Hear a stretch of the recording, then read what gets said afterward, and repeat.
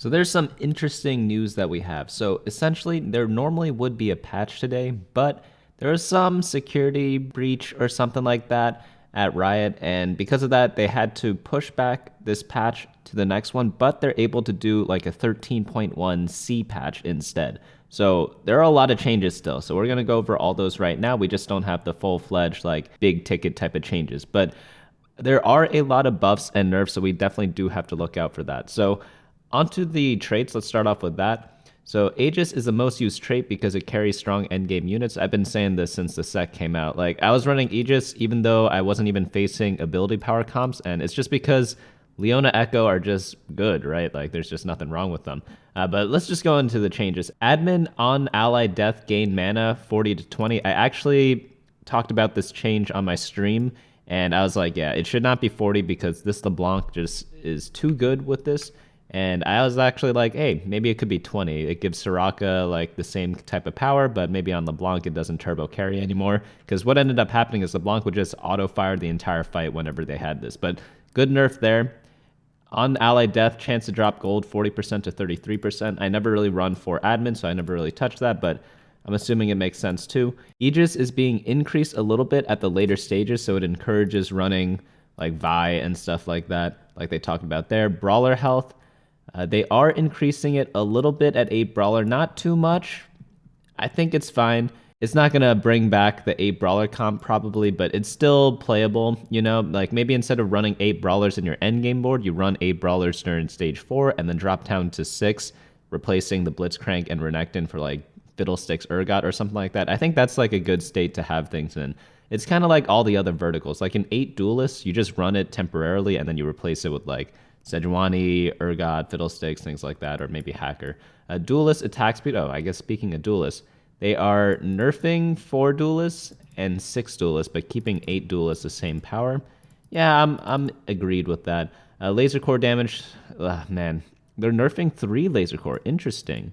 So they're taking out a lot of the early game power. I actually think they should nerf the 9 laser core, but keep the 6 and 3 the same. Let's see if they talk about it there. They don't really talk about it here, but that's okay.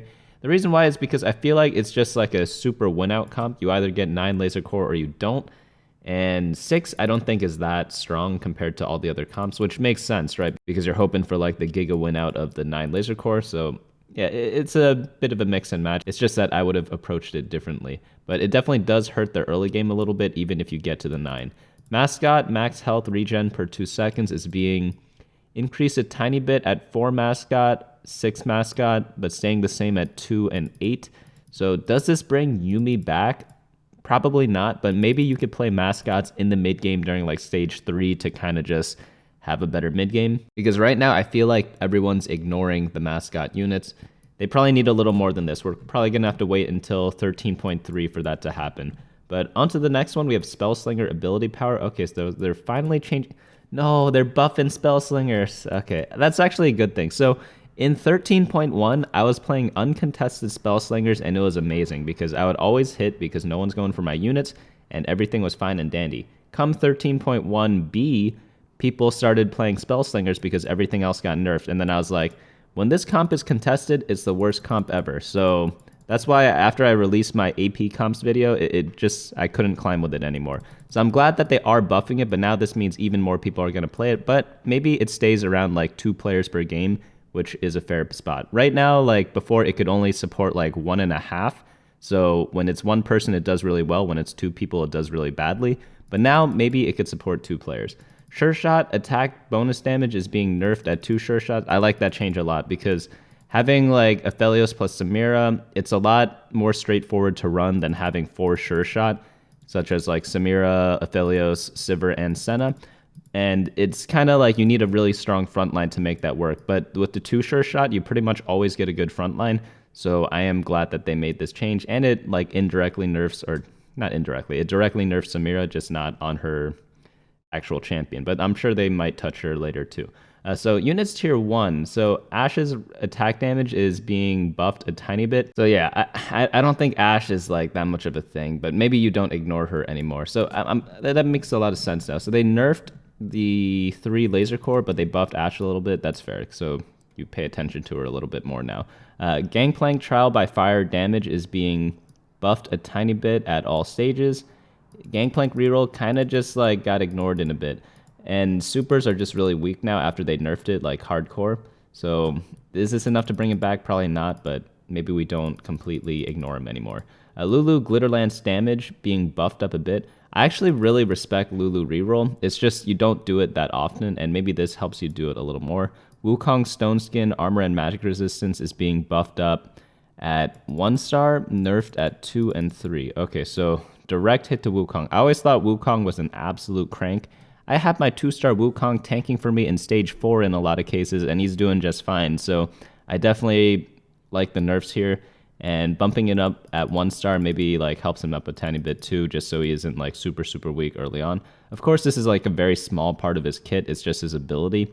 They didn't nerf any of his stats. They didn't nerf any of the damage of his abilities. So maybe you could still do the Cyclone Wukong or whatever it's called, and it'll be fine and dandy. But as like a standalone tank in like your stage 2 and 3, slightly weaker, still very good, and Wukong reroll hit a little bit too. Units tier 2, so Ezreal, yeah, everyone stopped playing him. They nerfed him a bit too hard because of Rising Spell Force, but they're buffing him back up, so good on that.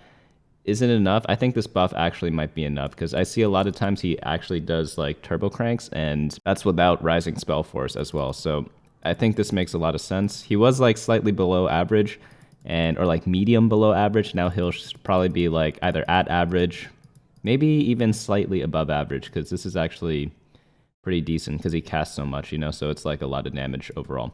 Fiora on guard, on hit heal being buffed a bit at 3 star. I don't really care about that. I never really go 3-star Fiora. I don't think this is enough to make me do it.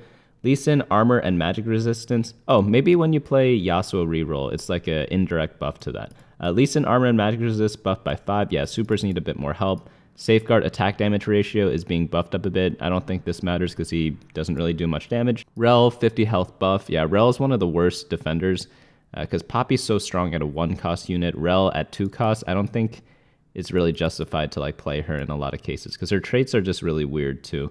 Yuumi projectile damage is being buffed a little bit at all stages. I don't think this is enough to bring her back because they nerfed her in so many other ways. So I guess mascots are back a bit too, right? I forget what the previous mascot nerf was. Maybe it's around the same level as it was before. I'll have to double check that. I'll try to write it in the notes after this video, but I know some people were playing the Chinese version, but that wasn't like that great. It was like maybe a little bit below average, but with the mascot build, does this bring it back because mascots got buffed too? I don't think so, because a lot of the power was in Galio, and Galio definitely got hit in the last patch too. So yeah, it got nerfed in like 10 different ways. They're bringing it back in 2 different ways. I guess the supers being buffed a tiny bit helps a bit too, but it's really not that much to like look at in my opinion. But the thing about Yuumi is that very small changes makes her completely broken or completely horrible. So it doesn't bring her over that threshold. The reason why I say that is because she either one-taps the backline unit or she doesn't, and she takes 2 casts to kill it. And that's like double the time it takes, right? Because leaving someone at 1 health versus 100 health pretty much means the same thing, right? So it just depends if this brings her over the threshold to kill some of the backline units. Zoe trouble bubble damage is being increased a bit. Zoe is such a weird unit to balance because she's used in so many different comps, so rerolling her 3-star is just really difficult to do. But is she a little weak right now? I think so, because a lot of people are running mech. She's really bad into the mech because she can't really kill it. So if she's your primary carry, even if she kills the entire backline, like she won't be able to kill the mech at all. So it's a little bit weird to play her right now. But yeah, I guess the damage buff, maybe not at 1-star, maybe just buff her at 2 and 3-star would have been fine. 1-star is probably good enough though, in my opinion. I like her a lot during stage 2. Units tier 4. Bel'Veth slaps now come with significantly more squeals of delight. Context only applies to players fielding Bel'Veth. Yeah, no one plays that. Aurelion Soul Meteor shower damage is being buffed up a little bit. So I played against this guy, and he had Aurelion Soul 3 with Woodland Charm. So he had 2 Aurelion Souls, and I just had a generic like 2-star 4-cost board, and I beat it. So it's a little funny. So yeah, he needed this. Is it enough? It might be, because threat units are a bit weird. They're always so splashable that they're used in like item holder situations if you don't get the 4 costs of your choice. So you have to be very careful when like buffing these. Belveth Endless Banquet attack damage ratio is being buffed by quite a sizable amount. I wonder if the bug is gone, but maybe it is now. But yeah, Belveth, same thing as Aurelion Soul. It's just like one of those weird units you use to item hold right now. Are they supposed to belong in endgame comps? We'll have to see. Misfortune's bullet time damage is being nerfed a little bit. The first bullet is getting like a 5 damage hit at 1 and 2 star. The subsequent bullets are getting a 5 damage hit as well. So it's actually quite a bit of damage because she fires a lot. She's probably still going to be good though, in my opinion, because I mean, she overkilled a lot of units before, and we'll have to see how, like, the other stuff got touched. Like, I don't think Anma Squad got touched. Ace did not get touched. SETT got touched. We don't know yet. He probably will down here. So we'll look at that in a bit. So yeah, always have to think of it in, like, the bigger picture. So we'll try to do that, summarize everything at the end after we go through all the changes. Samira Flare base damage. This one is being nerfed by quite a sizable amount. Attack damage ratio as well. Just by 20 and 35. Percentage-wise, that's not that much. It's around like, what, 5-6% or something. But how broken was Samira before? Pretty broken, I'd say, but most of the power was in the mech. So nerfing the backline definitely does affect those comps. Did they buff anything? This is so hard to say because like the meta is so delicate sometimes because a lot of comps just are not good against mech units. And because of that, they're not meta, even though the overall power level would be pretty good. So maybe that brings them back in action. Ah, man, this is so hard to judge. We'll try to read all the changes and then try to summarize at the end, as I said before. Sejuani health increased by 50. Armor and magic resist increased by 10. Sometimes my Sejuani 2 didn't cast and dies before it, so hopefully this helps it, because if not, that's completely bonkers, right? Because a 2-star Sej should always cast at least once. SETT mana nerf, pretty sizable.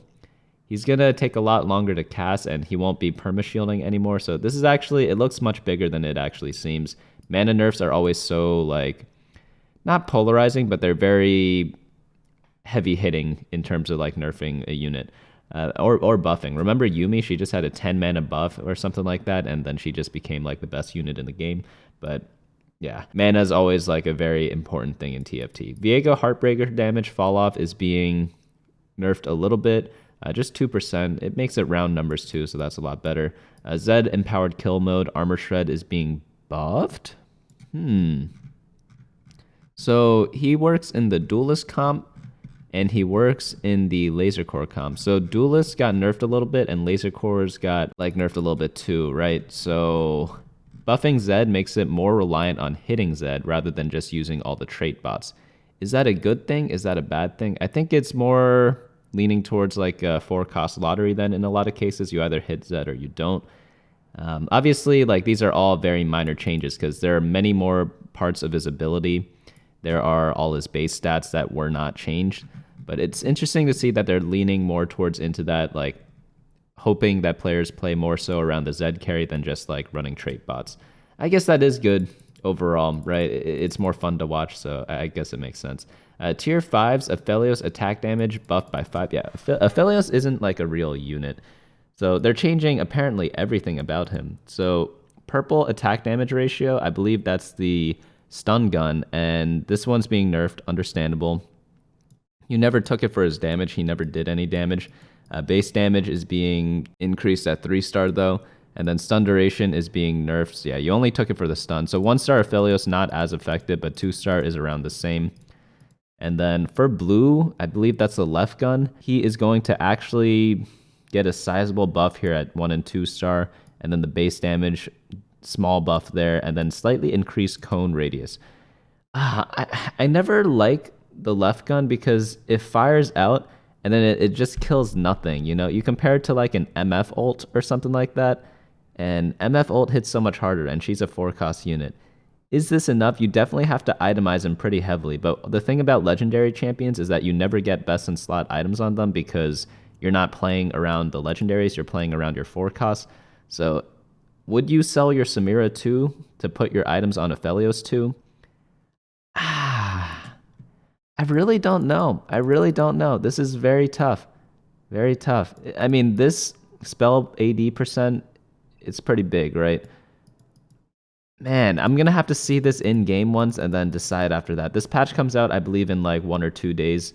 I forget what they said, but it's in a tweet somewhere. I'll try to find it. But the red gun's base damage is being buffed just a tiny bit, but he throws like a lot of chakras, so I'm assuming that is like per chakra or something like that. But I've been mainly using the red one for damage, and obviously the purple one like 99% of the times. But for the damage ones, I have been using red because I've been trying to use it to kill the mech. So interesting that they go for this approach here. Like, yeah, like the main question is, are you going to sell your Samira 2 for your Aphelios 2 to switch the items? I don't think so, but maybe it's like kind of like the Yumi situation. Maybe this one taps the backline now, and then it's going to be good, or it just doesn't, and it doesn't change anything at all. Nunu and Willem, armor and magic resist buff. Yeah, I love Nunu, and he's probably like one of my favorite legendary units to play. But he needed a buff. He's so reliant on having other people be tanky that you just need too much to make him work. So hopefully he needs a little bit less. Now, maybe they could lower his damage but make him more tanky, but then he's not as fun to play, you know? So even though like some things could be balanced if you treated it in a certain direction, like, it just wouldn't be as fun, you know? And like at the end of the day, we play games to have fun. So I'm glad that they're not like nerfing his damage, even though I think that's like part of his thing. Now onto hero augments. Ashe core focus base attack speed is being nerfed a bit. Was that a strong one? I never really took it recently. I took it like 2 patches ago, but not this recent patch. Galio Justice Punch mana reduction. Yeah, that's definitely needed. Hopefully Galio is a thing again. Talon Auction Rage bonus AD and AP reduced by 2. Fair enough. Wukong re-energize. Yeah, I don't know what a good starting point for this is. Maybe it is good now. This is the second time they've nerfed it, so it's probably in actually a fair spot now. Sivir Endless Pizza, the missing heal percentage is 15 to 12, and then the time to proc it is 7 to 8. Yeah, that's fair. This was like way too good of an augment, because even though if you look at the stats or whatever, the average placement, I think it was like 4.2, 4.3 or something like that, which doesn't seem that great, right? But the fact that everyone takes it, everyone's contesting mech, and then it still averages above average, that's when you know it's broken. So if only like one person was playing SETT or something like that, it probably averaged like a 3.7 or something like that. So you always have to keep in mind play rates with the average placements whenever you look at data. Lee Sin Cleansing Safeguard missing health percentage heal is being buffed by quite a bit. Yeah, I never take the Lee Sin augments. I don't know what would make me take it. Like what number would, if this is 100%, you obviously take it, right? But like, between 12% and 100%, where's the fair number? That's kind of what we have to deal with right now, right? And you have to also compare it with your other choices at 2 cost. Like, you have to think about Lee Sin on when you're playing him. You're playing him either with supers or with brawlers. I wouldn't really consider hearts like one of his main comps. So I guess in a supers comp, it would be pretty good because you could itemize him as your main tank instead of Malphite. And then this would be probably pretty good big buff. But in a brawler comp, do you really care about this? I don't really think so. Yasuo Siphoning Winds Omnivan buffed. Yeah, they nerfed this a bit too hard. Maybe, I'm honestly thinking 55% is the right threshold. It was 66 before, and it was definitely overhealing. 60 might be around the same. I'm thinking 55 is the best spot. Maybe I have to watch their video to see why they chose 55 versus 60. If someone's watched it, like, let me know if they actually answered that question. Cho'Gath, Energy, Void, Magic Resist, Steel is being buffed up a little bit. Yeah, that's fine. Jack's Relentless Assault. Oh, that's dangerous. Buffing it by 3%. So it's like double the value of a Rage Blade. I think Rage Blade is like what? Rage Blade's 5%. This one's 12% now. That's like 2 Rage Blades, more than 2 Rage Blades. Before it was like a little less than 2. That's pretty strong, but I guess Jax does need it now because they nerfed the Brawler stuff. Vel'Koz Frostburn bonus damage percent is being, yeah, the Vel'Koz ones are so bad in the early game, and yeah, they need to buff it a little bit. Like the Frost one, the other one, the one that slows, that chills everyone, that one's pretty good in the later parts, but I mean, you don't play Vel'Koz for damage, you play him for like CC, right? So I don't know if this is that great, even with the buff, but it is pretty sizable, like 300%. Bonus damage, like, that sounds pretty good, right? Misfortune, Bunny Mercenary, shield health is being nerfed by 50. That doesn't change that much. I don't think the shield did that much. It was mainly just having the wider ult that really helped out. Syndra, power overwhelming, bonus AP, AD, and MR, and armor is being buffed up a little bit. Yeah, everyone really liked the bench reserves one. I forget, it's something reserves, but power overwhelming definitely was like kind of on the back burner for that. Cruel Pact augments health regen per turn is being nerfed from 3 health to 2 health. Yeah, they definitely needed to nerf Cruel Pact. This was way too good of an augment. It's so hard to balance this. And the main thing that this changes isn't so much the fact that players can die faster now. I think it ruins the chance to go to level 8, which I think is fair because getting to level 7 on stage 2-2 is really, really strong because you get all the 4 costs like uncontested before everyone else. And yeah, nerfing it down to 2 health per turn. I thought 3 health was way too much because you pretty much catch up in like end of stage 3 in terms of catching up to health to people, but you still heal like 3 per round before. Now it's going to be 2 per round. And yeah, you're like your team is still pretty strong, right? So yeah, I think I would still take this augment, but it definitely hurts your chances of going level 8. Not that you always went to level 8, but you have the option to, you know? So a lot of times in life, having the option to do something means a lot, even if you don't actually use it. So in a game such as TFT where there's a lot of randomness, losing one of your outs is definitely like pretty hurtful. But I think it's a fair way to nerf it. Items, Radiant Hurricane's attack speed being nerfed by 20%. Spear Shojin buffed by 20 AP. This is like the worst Radiant item, by the way. So like, is it good now? Oh, they did another one. Mana on third attack 30 to 40. Maybe it's actually usable now. The tricky part about this is that regular Spear Shojin you can play on like Soraka, Sona, a lot of units with like low mana pools, but this doesn't really help them as much because they pretty much always got the mana anyways from like a regular Shojin, so this might be too much mana, but on units like Talia, units like Syndra, this is definitely like a big buff. 20 AP, that's pretty sizable too. If you think about like the admin AP, admin trait or whatever, it gives you 50 AP at the start of combat. Like you pretty much have that now instead of 30. Like that's a pretty big difference, right? So this might not be the worst item anymore. Is it the best? Probably not, but it's definitely not the worst. Anima Visage health is going to improve by 100, but the max health regen per second is being nerfed. So this is definitely a nerf overall. It's definitely going to hurt the mech a lot. Death's Defiance Omnivamp being buffed? Really? So Death's Defiance, I always see it doing really well in the data. I wonder what the thought process for that was. It's like by far the best healing item, and all units, all carries need like one healing item. And if you compare like all the cool damage items or something like that, they all have like a goofy effect. Like Collector, it gives you gold or something like that. So like it's not like that much more powerful in terms of killing stuff. But Death Defiance in terms of healing compared to like Bloodthirster and Hexa Gunblade, it's like leagues above it, you know? Dragonclaw max health regen is being nerfed a little bit. No, they're doing a lot of mech nerfs, but does this hurt other regular Dragonclaw users? Probably quite a bit. But it's all for the sake of the mech. Man, the mech really makes balancing this game kind of hard. Infinity Force now also grants 25 mana and 25% crit strike chance. It used to do this a long time ago, and it used to be like really good, I think. Does this make it the best Ornn item? Oh, that's pretty good. Like it might be. Like the crit chance is nothing to laugh at because I feel like imagine this on a Samira or something like that, or like a MF.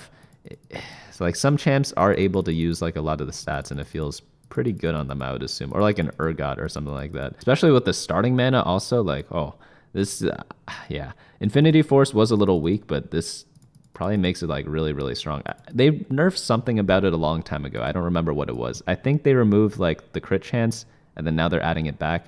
Someone correct me if I'm wrong. Mana Zane, Mana Restore nerfed a little bit. Yeah, the too good on MF, too good on Talia. There's so many champions that this is way too good on.